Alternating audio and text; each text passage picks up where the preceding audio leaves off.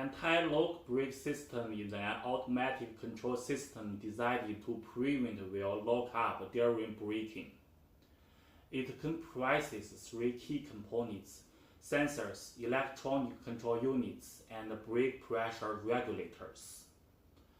The system functions by regulating braking pressure to maintain optimal tire-to-road grip, enhancing vertical control and reducing stopping distances. A critical component of the ABS system is the magnetic ring, installed on the vehicle's axle.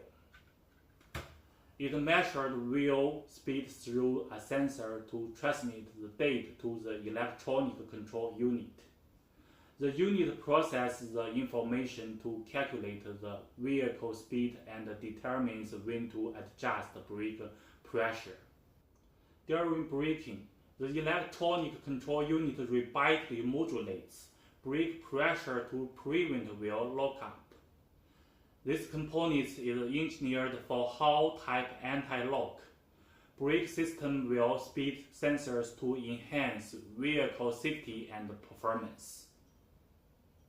For detailed specifications, please visit the link.